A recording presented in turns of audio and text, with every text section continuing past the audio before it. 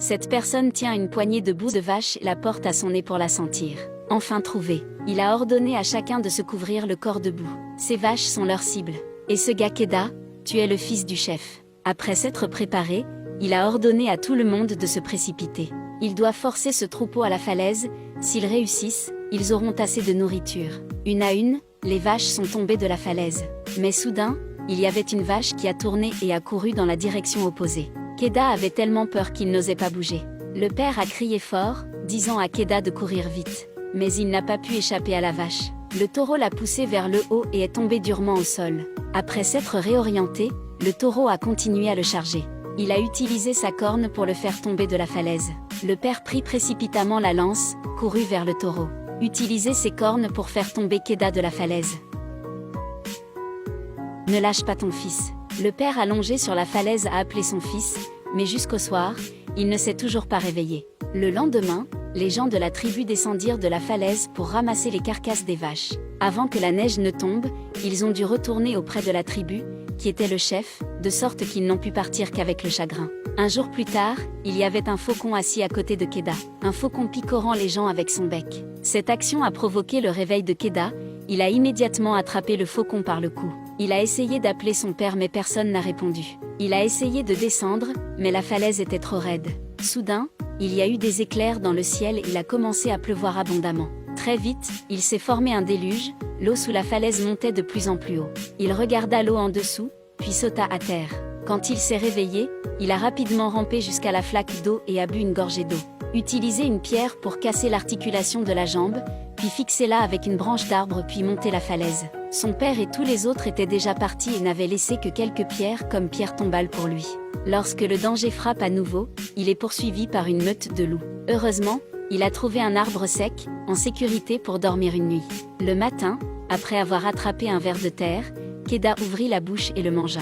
Puis les loups réapparurent. Il courut vers l'arbre, les loups coururent rapidement pour l'entourer. Un loup gris a mordu la jambe de son pantalon. Il a sorti son petit couteau fait maison et a poignardé le loup gris. Le loup gris tomba au sol. Les loups ont veillé toute la nuit puis sont repartis ennuyés, laissant derrière le loup blessé. Il a créé une lance pour poignarder le loup gris à mort. Mais quand il a vu ce regard, il a immédiatement abandonné cette pensée. Il a attaché sa bouche avec une ficelle, puis l'a serrée dans ses bras pour trouver une grotte. En entrant dans la grotte, il découvrit qu'elle était autrefois habitée. Le loup a échappé à la corde, mais ne l'a pas attaqué. Après avoir versé un bol d'eau, il le poussa lentement devant le loup. Il a attrapé un lapin et le loup a voulu voler ce lapin. Mais étant giflé et effrayé en retour, il a mordu dans un gros morceau de viande.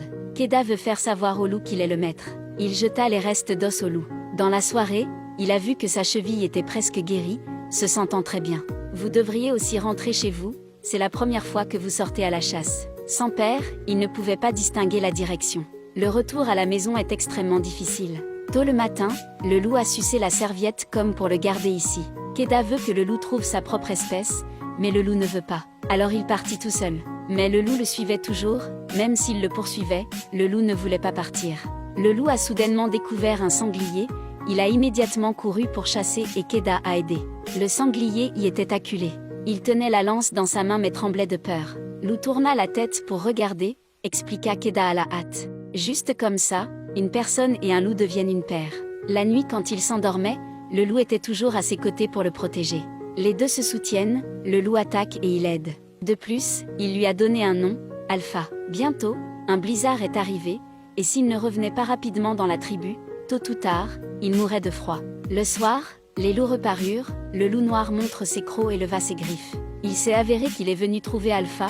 Alpha a couru pour lécher le loup noir, puis le loup noir s'est retourné et est parti. Alpha ne voulait pas partir parce qu'elle voulait le remercier.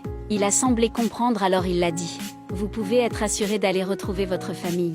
Alpha hésita un instant puis se tourna pour partir, mais cette fois il le regretta.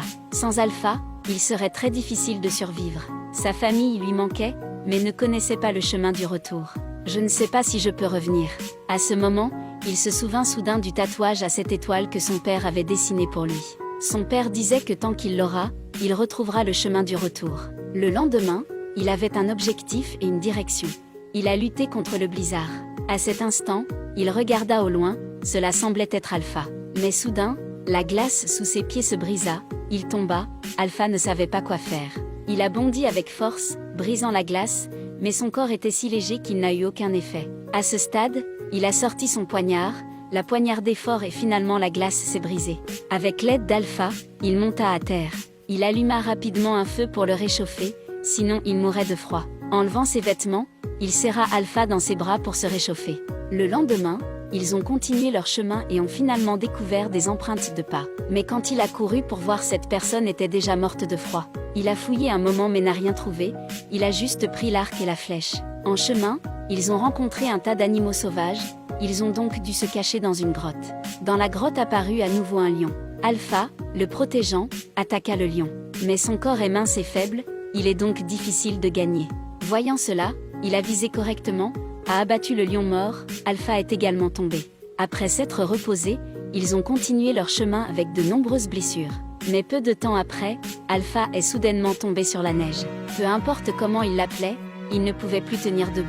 Keda serra le loup dans ses bras et continua. Je ne sais pas depuis combien de temps ils sont partis, mais voyant enfin l'espoir, ils sont rentrés à la maison. Arrivé devant son père, il tomba à genoux. Alpha, il a besoin d'aide, dépêchez-vous de le sauver. Ils ont finalement été sauvés. De manière inattendue, Alpha a donné naissance à 5 loups, peut-être que la maternité l'a retenu jusqu'à présent. Un homme, un loup était assis au coucher du soleil, et 5 petits loups s'ébattaient devant eux. Depuis, ils ont des assistants de chasse. C'est le premier chien de l'humanité, fidèle à jamais. S'il vous plaît, cliquez sur j'aime et partagez, laissez vos commentaires.